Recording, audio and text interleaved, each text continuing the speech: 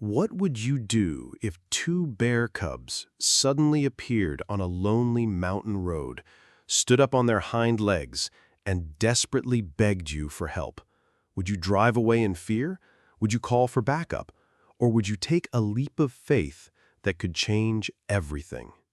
This is the incredible true story of Jake Mitchell, a long-haul trucker who thought he was just making another routine delivery through the remote forests of Montana. But what happened next would challenge everything he thought he knew about wildlife, compassion, and the unbreakable bonds between a mother and her babies. Before we start, don't forget to subscribe to the channel, like this video, and turn on notifications to catch more heartwarming stories like this one. The morning mist clung to the pine trees like ghostly fingers as Jake's 18-wheeler rumbled through the winding mountain pass. He'd been driving these backwoods routes for 15 years, hauling everything from lumber to mining equipment across the American Northwest. The radio crackled with static, playing an old country song that barely cut through the white noise of his diesel engine. It was supposed to be just another Tuesday, another delivery, another 1,000 miles of asphalt stretching endlessly ahead. Jake took a sip from his thermos of black coffee, the bitter warmth cutting through the early morning chill. At 52, he'd seen it all on these highways. Elk crossing at dawn, eagles soaring overhead, the occasional black bear lumbering through the underbrush. Nature was part of the job, part of the territory. You respected it, kept your distance, and everyone stayed safe. But nothing could have prepared him for what he was about to encounter. As Jake rounded a sharp curve near Glacier Creek, something extraordinary caught his eye. Two small, dark figures stood directly in the middle of the road, about 50 yards ahead. His first instinct was to slow down. Probably deer, he thought, or maybe a couple of lost dogs. But as his truck drew closer, Jake's heart nearly stopped. Two bear cubs, no bigger than medium-sized dogs, were standing upright on their hind legs in the center of the highway. Their tiny front paws were raised toward his approaching truck, and they were swaying slightly from side to side. It was a sight so surreal, so unprecedented, that Jake had to blink twice to make sure he wasn't hallucinating. "What in the world?" Jake muttered, pressing gently on the brakes. The cubs didn't run. They didn't scatter into the forest like any normal wild animal would. Instead, they maintained their upright position, their dark button eyes fixed on his truck with an intensity that sent chills down Jake's spine. It was as if they were asking for something. Jake brought his rig to a complete stop about 20 feet away from the cubs. His engine idled with a low rumble, and for several moments, trucker and cubs simply stared at each other through the windshield. The morning air was thick with tension and something else, something that felt almost like desperation. Every instinct Jake had developed over years of wilderness driving screamed at him to honk his horn, wait for the cubs to move, and continue on his route. Bear cubs meant one thing: Mama Bear was somewhere nearby, and a mother bear protecting her young was one of the most dangerous creatures in the North American wilderness. But something about these cubs was different. Their behavior was unlike anything Jake had ever seen or heard about. They weren't playful or curious like normal bear cubs. They weren't foraging or exploring. They were communicating. The larger of the two cubs, probably about 6 months old with chocolate-brown fur, took a step closer to the truck. The smaller one, lighter in color with a distinctive white patch on its chest, stayed close behind its sibling. Both maintained that heartbreaking upright posture, their tiny paws extended like they were pleading for help. Jake's weathered hands gripped the steering wheel as his mind raced. He'd heard stories from other truckers about unusual animal behavior, animals that seemed to seek out human help when they were in trouble. But bears? This was uncharted territory. Slowly, Jake reached for his CB radio. "Breaker, breaker, this is Big Jake on Highway 2, mile marker 127. Anyone copy?" Static filled the cab before a familiar voice crackled through. "This is Smokey Joe. I copy you, Jake. What's your 20? "Joe, you're not going to believe this, but I've got 2 bear cubs standing in the middle of the road, and they ain't moving, acting real strange. You ever see anything like this before?" A long pause. "Cubs, you said? Where's Mama?" Jake scanned the tree line on both sides of the road. Dense forest stretched in every direction, with towering pines and thick underbrush that could hide a full-grown grizzly with ease. "That's what's got me worried. No sign of her anywhere." "Jake, listen to me carefully." Smokey Joe's voice was serious now. "You need to get out of there. Cubs don't wander around alone unless something's real wrong. And if Mama Bear is injured or dead, those babies are going to be desperate." But as Jake prepared to carefully maneuver around the cubs, something caught his attention that made his blood run cold.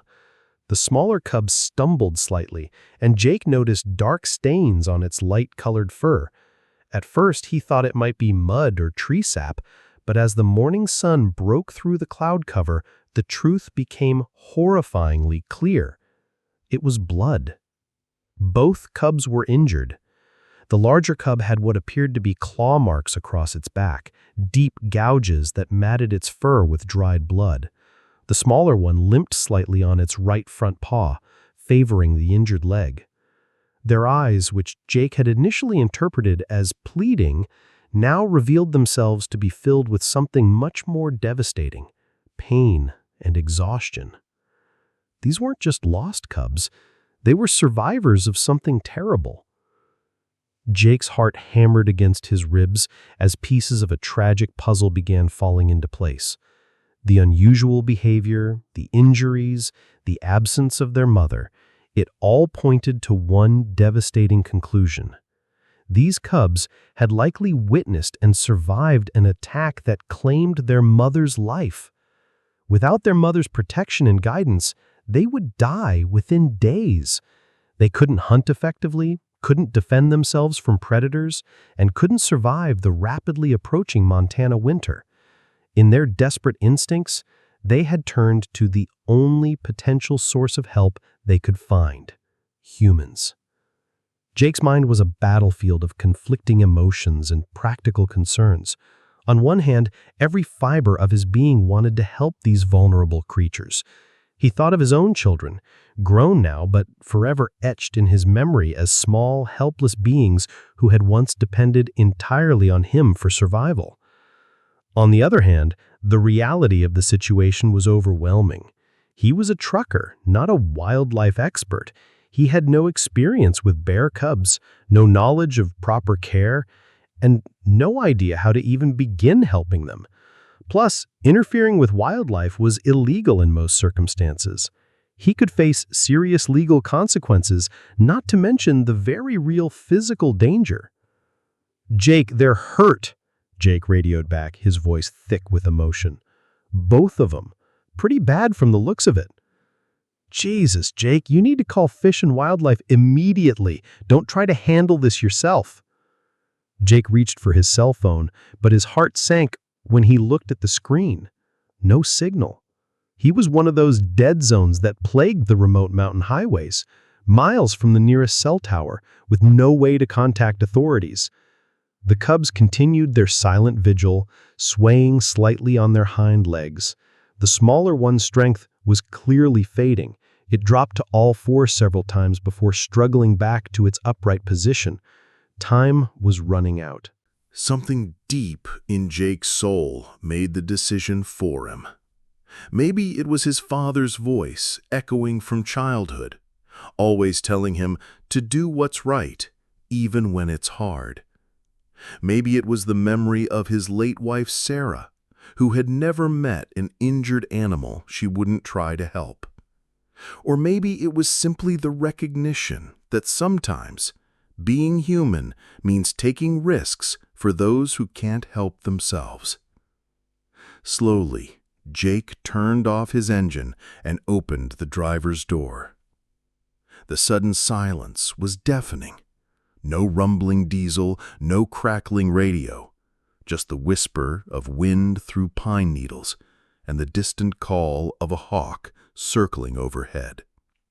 Jake's boots hit the asphalt with two solid thuds that seemed to echo through the forest.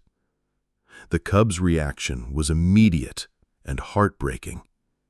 Instead of running away, they actually took several steps toward him, maintaining their upright posture. The larger cub made a soft whimpering sound, not a growl or a warning, but something that sounded almost like relief. "Easy there, little ones," Jake whispered, his voice barely audible. "I'm not going to hurt you." He kept his movements slow and deliberate, his eyes constantly scanning the forest for any sign of an adult bear. His heart was pounding so hard he was sure the cubs could hear it. Every survival instinct told him to get back in the truck and drive away. But those pleading eyes held him in place. As Jake moved closer, the full extent of the cubs' condition became devastatingly clear. They weren't just injured, they were on the verge of collapse. Their ribs were visible through their fur, indicating they hadn't eaten properly in days. The larger cub's wounds were infected, attracting flies that the exhausted animal barely had the energy to swat away. But it was what Jake found next that truly shattered his heart. Following the cub's gaze, he looked deeper into the forest and spotted something that made his stomach drop. About 30 yards into the tree line, partially hidden by fallen logs and dense brush, was the massive form of an adult female bear. She wasn't moving. Jake's throat tightened as the full tragedy unfolded before him.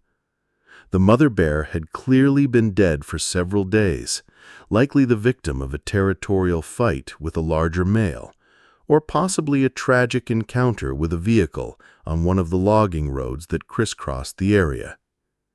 These cubs had been staying close to their mother's body, unwilling to abandon her, even in death. They had probably been trying to wake her up, calling to her, waiting for her to lead them to food and safety. But as hours turned to days, hunger and desperation had driven them to seek help in the most unlikely place imaginable. They had chosen to trust humans. Jake's eyes filled with tears as he looked back at the cubs, who were now sitting but still watching him intently. They had survived on their own for days, possibly over a week, in one of the harshest environments imaginable. Their courage and determination in the face of such tragedy was nothing short of miraculous. "Okay, babies," Jake said softly, his voice cracking with emotion. "We're gonna figure this out together." Moving with infinite care, Jake returned to his truck and retrieved his emergency first aid kit and the sandwich he'd packed for lunch.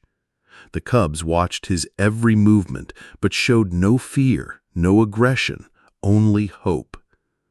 Jake tore the ham and cheese sandwich into small pieces and tossed them gently toward the cubs. Their reaction was immediate and desperate. They pounced on the food with a hunger that spoke of days without proper nutrition, devouring every crumb in seconds. "That's it, little ones. Easy now." The smaller cub finished first and approached Jake with cautious steps. To his amazement, it actually nuzzled against his leg, a gesture of trust so profound that Jake had to wipe his eyes to see clearly. What happened next would later be called unprecedented by wildlife experts. Jake, using a combination of gentle coaxing and more food, managed to guide both cubs toward his truck. The cargo area was empty, except for some moving blankets, which he quickly arranged into a makeshift den. The cubs, exhausted and perhaps sensing safety for the first time in days, didn't resist when Jake carefully lifted them into the back of the truck. The larger cub was heavier than expected, probably around 40 pounds, while the smaller one couldn't have weighed more than 25 pounds. As Jake secured the cargo area and prepared for the most important drive of his career, he made a decision that would change everything. Instead of continuing to his original destination, he would drive straight to the nearest wildlife rehabilitation center, even if it meant losing his job. Some things were more important than schedules and delivery deadlines. Jake's usual careful driving style gave way to urgent purpose as he navigated the mountain roads toward Whitefish, Montana, where he knew there was a wildlife rescue facility. Every few minutes, he checked his mirrors, listening for sounds from the cargo area. What he heard broke his heart all over again. The cubs were crying, soft, mournful sounds that any parent would recognize as the calls of babies searching for their mother. They had survived the impossible, but their trauma was far from over. About an hour into the journey, Jake's cell phone finally picked up a signal.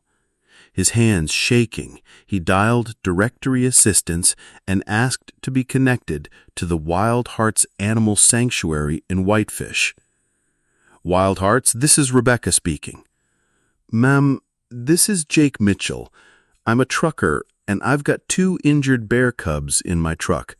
Their mother is dead, and they need help immediately. There was a brief pause. Sir, did you say you have bear cubs in your truck? Yes, ma'am. Found them on Highway 2, standing in the road like they were asking for help.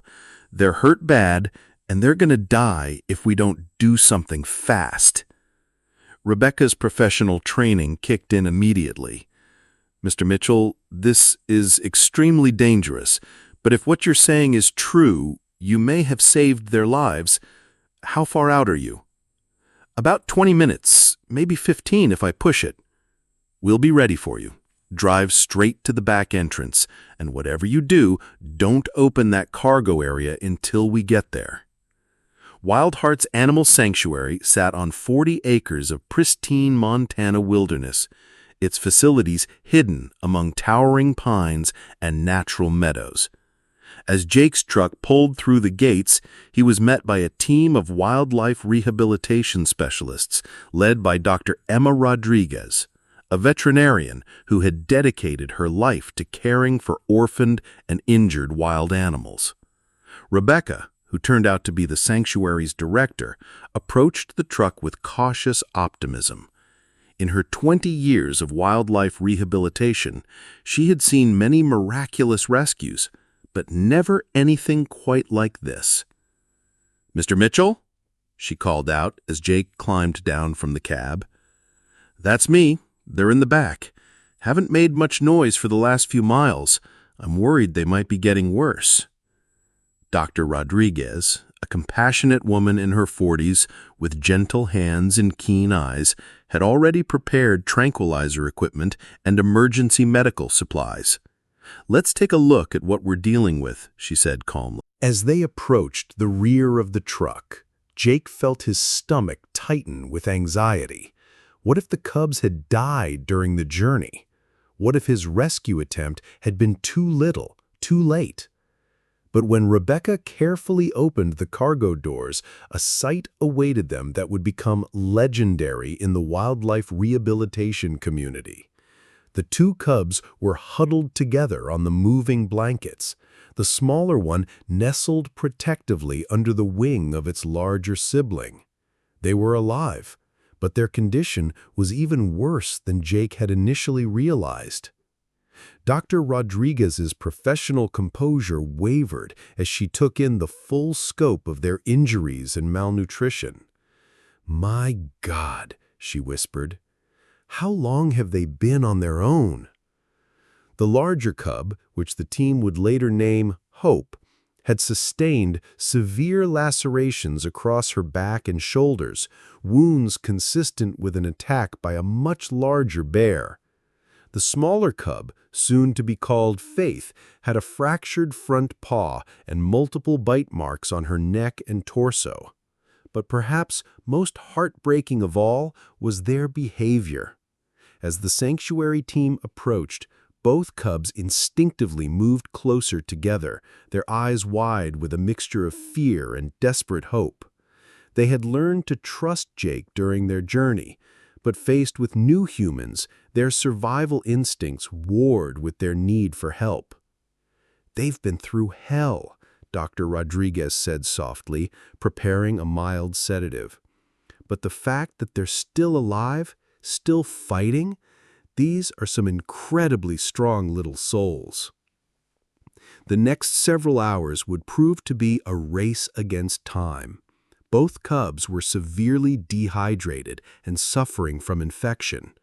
Hope's wounds had become septic, while Faith's broken paw had begun to heal incorrectly, potentially crippling her for life. Dr. Rodriguez and her team worked with the precision of a military operation. IVs were inserted to combat dehydration.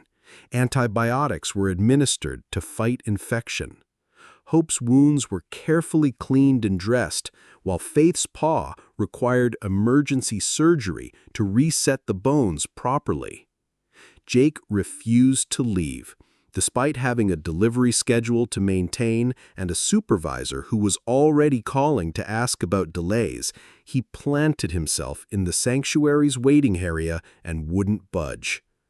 "I brought them this far," he told Rebecca when she suggested he could check on them later. "I'm gonna see this through." As the hours passed, Jake found himself pacing the small waiting room, checking his watch every few minutes. He called his dispatcher and, in a conversation that would later cost him a significant bonus, explained that he wouldn't be completing his delivery on time. "You're telling me you stopped for some bears?" his supervisor asked in disbelief.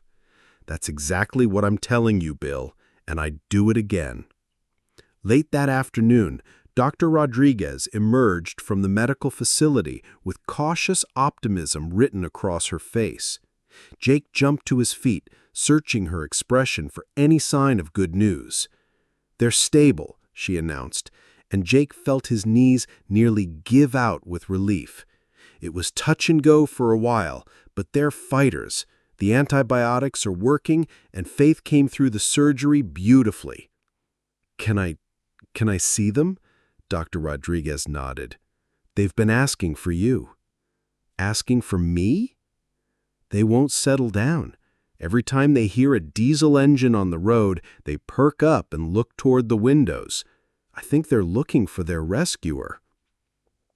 Jake followed Dr. Rodriguez to a specialized recovery room designed to mimic a natural den environment.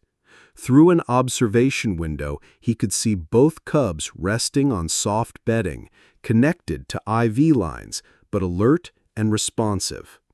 The moment Faith spotted Jake through the glass, she lifted her head and made a soft chuffing sound, the same sound she had made when he first approached her on the highway. Hope struggled to sit up, her bandaged back making movement difficult, but her eyes locked onto Jake's face with unmistakable recognition. "They remember you," Dr. Rodriguez said with wonder in her voice. "In 15 years of doing this, I've never seen cubs bond so quickly with a human. You saved their lives, Mr. Mitchell." Over the next several weeks, Jake found himself making the 6-hour round trip to the sanctuary every few days, adjusting his delivery routes whenever possible to check on Hope and Faith. What had started as a moral obligation had evolved into something much deeper, a connection that transcended species boundaries. The cubs' recovery was nothing short of miraculous. Under Dr. Rodriguez's expert care, their wounds healed, their strength returned, and their natural bear behaviors began to reassert themselves. They learned to fish in the sanctuary's small pond, practiced climbing on specially designed structures, and gradually developed the skills they would need for eventual release. But their bond with Jake remained unshakable. Whenever his truck's distinctive diesel rumble announced his arrival, both cubs would immediately become alert and excited. They had learned to associate that specific sound with safety, with the human who had refused to abandon them in their darkest hour. Rebecca documented their progress with a mixture of professional interest and personal amazement. "We've rehabilitated hundreds of orphaned cubs over the years," she explained to Jake during one of his visits, "but I've never seen anything like this. They've imprinted on you in a way that's both beautiful and challenging." As autumn approached and the cubs grew stronger and more independent, the sanctuary team faced a difficult decision. Hope and Faith were nearly ready for release back into the wild, the ultimate goal of any wildlife rehabilitation program. But their unusual bond with Jake complicated matters. "What are you saying?" Jake asked, though he suspected he already knew the answer. "We're saying that your visits might need to stop," Rebecca said gently, "for their own good. If they're too comfortable with humans, they might approach people after their release, and that could be dangerous for everyone involved." The weight of this decision hit Jake like a physical blow. After months of bonding with the cubs, after watching them heal and grow, the thought of walking away felt like abandoning them all over again. But fate had other plans. 3 days before Jake's final scheduled visit, Dr. Rodriguez made a discovery that would change everything.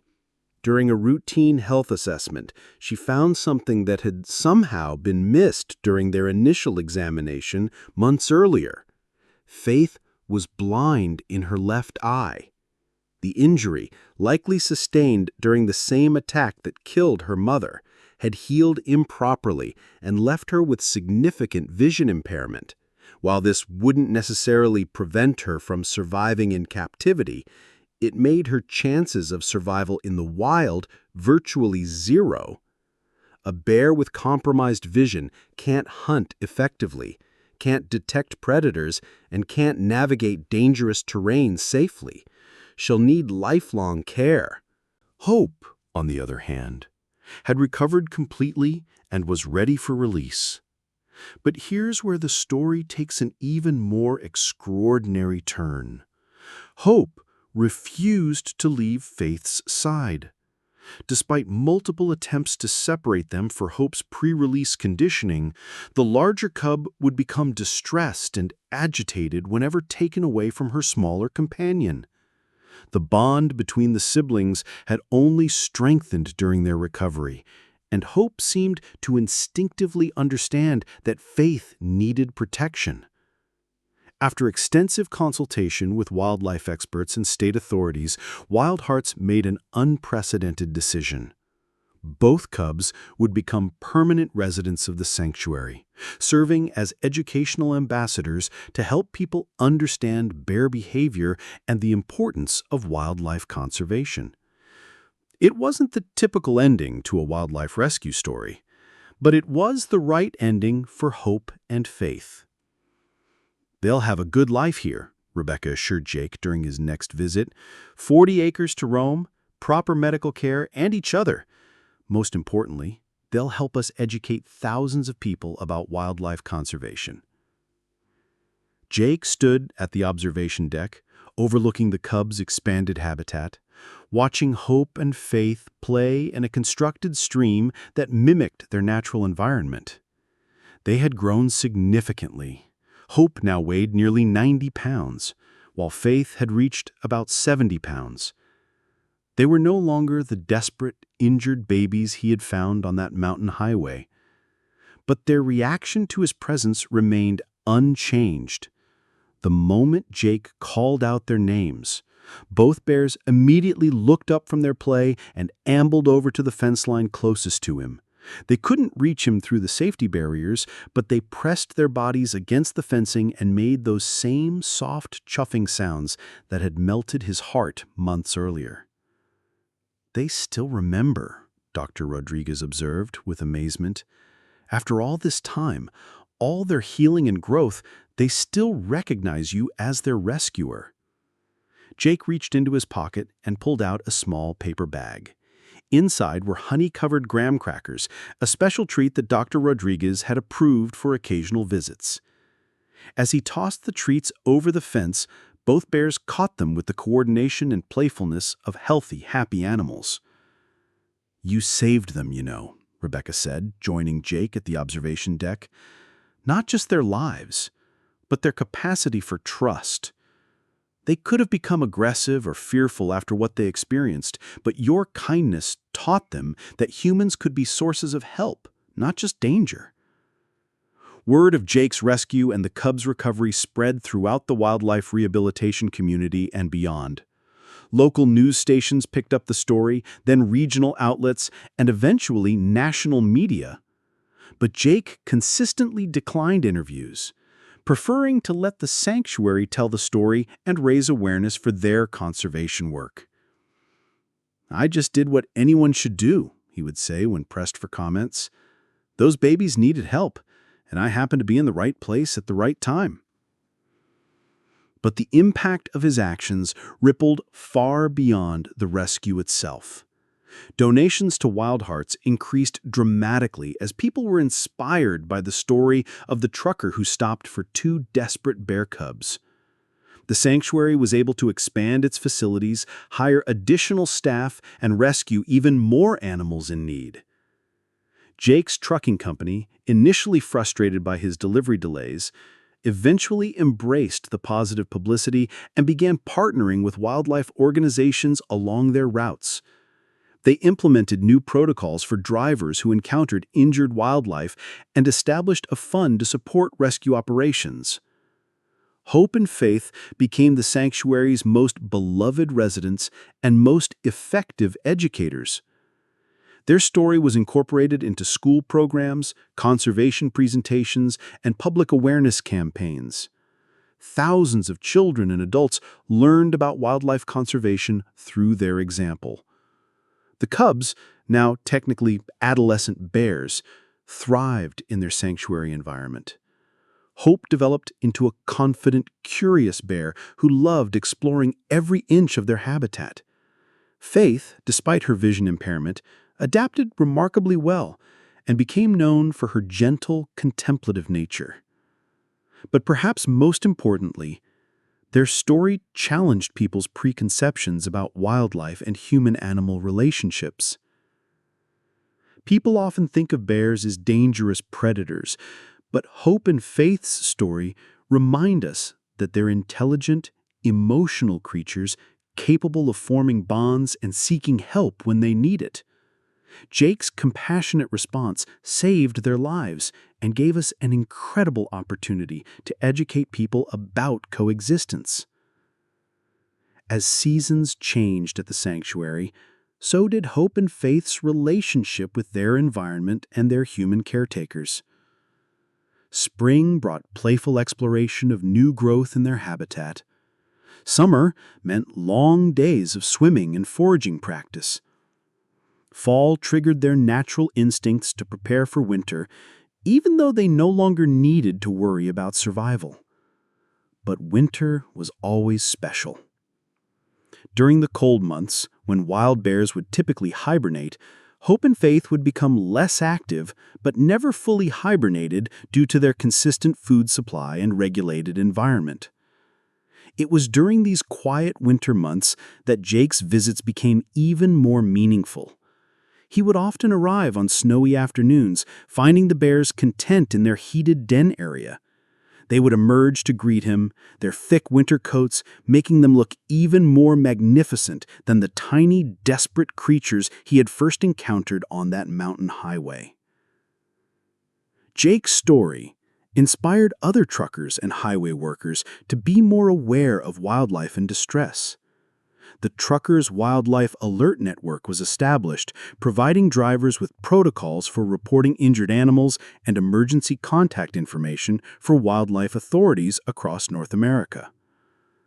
Sarah Mitchell Elementary School, named after Jake's late wife, established an annual Wildlife Heroes program where students learned about conservation and compassion through Hope and Faith's story.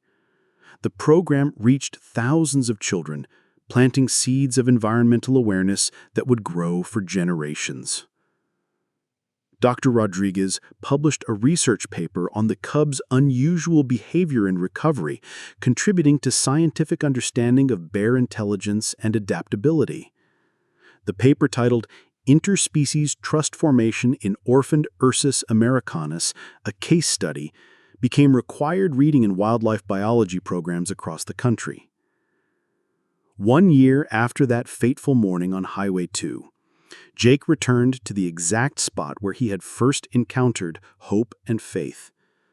The Montana Department of Transportation had installed a small memorial marker at the location, not just for the cub's mother, but for all wildlife lost to human encroachment and environmental challenges. Standing there, in the early morning mist, Jake reflected on how dramatically his life had changed. He was still a trucker, still hauling freight across the American West, but his perspective on his role had evolved. He had become an unofficial wildlife sentinel, his eyes always scanning for animals in distress, his CB radio ready to alert authorities when needed. The trucking community had embraced his example. Driver safety meetings now included wildlife awareness training. Rest stops along major routes displayed information about local wildlife and emergency contact numbers for animal control. "You know what I learned that day?" Jake would later tell a group of new drivers during a safety seminar. "Sometimes the most important delivery you'll ever make isn't the cargo in your trailer. Sometimes it's delivering hope to those who can't ask for it in words." Today, Hope and Faith are thriving 4-year-old bears who serve as ambassadors for their species and symbols of the power of human compassion. Hope has grown into a magnificent 200-pound female with a playful personality and insatiable curiosity. Faith, smaller but no less spirited at 150 pounds, has adapted beautifully to her vision impairment and serves as inspiration for visitors with disabilities. They live in a specially designed habitat that spans 5 acres of natural forest, complete with streams, caves, and climbing structures. Their days are filled with enrichment activities that stimulate their natural behaviors while providing the medical care and nutritional support they need. Jake continues to visit monthly, and his arrival is always a celebration. Now, instead of desperate cubs begging for help, he's greeted by confident, healthy bears who remember the human who refused to drive past when they needed him most. The sanctuary has established the Jake Mitchell Wildlife Hero Award, recognizing individuals who go above and beyond to help animals in distress. Recipients receive a plaque featuring Hope and Faith's story and a donation to wildlife conservation efforts in their name. But this story is about more than just one man's compassion or 2 bears' survival. It's about the moments in life when we're faced with a choice between convenience and conscience, between the easy path and the right path. Jake could have driven around those cubs. He could have honked his horn and continued to his destination. He could have rationalized that it wasn't his problem, that someone else would handle it, that he had his own responsibilities to worry about. Instead, he chose to see 2 desperate babies who needed help, regardless of species. "People ask me if I was scared," Jake reflects. "Of course I was scared, but being scared doesn't excuse us from doing what's right. Those cubs were somebody's babies, and they were dying. How could I live with myself if I just drove away?" His decision rippled outward in ways he never could have imagined. The sanctuary's expanded programs, the trucking industry's new wildlife protocols, the educational impact on thousands of school children, all of it stemmed from one man's choice to stop and help when help was needed. Hope and Faith's story teaches us something profound about the interconnectedness of all life on Earth. It challenges our assumptions about wild animals and their capacity for trust, resilience, and adaptation. It reminds us that compassion is a universal language that transcends species boundaries. But perhaps most importantly, it demonstrates that ordinary people can accomplish extraordinary things when they choose courage over comfort. Jake Mitchell wasn't a wildlife expert or a trained rescuer. He was just a regular guy doing his job who happened to be in the right place when two desperate babies needed a miracle. His willingness to act, despite the risks and inconvenience, created a legacy that continues to inspire people around the world. The cub's mother may have lost her life, but their babies found something remarkable in their darkest hour. Proof that goodness exists in the world, that help can come from unexpected sources, and that sometimes all it takes is one person willing to stop and care. As I finish telling you this incredible story, Hope and Faith are probably playing in their habitat, splashing in their stream, or napping in the afternoon sun. They're healthy, happy, and safe, a living testament to what's possible when compassion meets action. Jake continues his trucking routes, now with the knowledge that he's part of something bigger than freight deliveries and shipping schedules. He's part of a network of people who believe that every life has value, that every creature deserves a chance, and that sometimes the most important cargo we carry is simply our willingness to help. Dr. Rodriguez and her team continue their vital work, rehabilitating dozens of animals each year and educating the public about wildlife conservation. The sanctuary has become a beacon of hope for injured and orphaned wildlife across the region. And somewhere in the Montana wilderness, other animals continue to live their lives a little more safely because of the awareness and protocols that emerged from one trucker's compassionate choice. The next time you're driving down a lonely road and see an animal in distress, remember Hope and Faith. Remember that your choice to help or to look the other way could be the difference between life and death for a creature that can't speak your language but desperately needs your compassion. Remember that heroes aren't just the people we see in movies or read about in books. Heroes are ordinary people who choose to do extraordinary things when the moment demands it. Heroes are truckers who stop for injured cubs, veterinarians who work through the night to save lives, and sanctuary workers who dedicate their careers to helping those who can't help themselves. Most importantly, remember that each of us has the power to be someone's hero, even if that someone happens to have 4 paws and a furry face. The road is full of opportunities to make a difference. The question isn't whether those opportunities will come. They will. The question is whether we'll be ready to stop, to help, and to prove that compassion is still alive in our world. Hope and Faith are living proof that it is. Their story continues every day at Wild Hearts Animal Sanctuary, where visitors can learn about wildlife conservation, meet incredible animals, and perhaps be inspired to become heroes themselves. Because in the end, that's really what this story is about. The hero that lives inside each of us, waiting for the moment when someone or something needs us to be brave. If Hope and Faith's story touched your heart, please consider supporting wildlife rehabilitation efforts in your area. Share this story with friends and family who love animals. And remember, the next time you encounter an animal in need,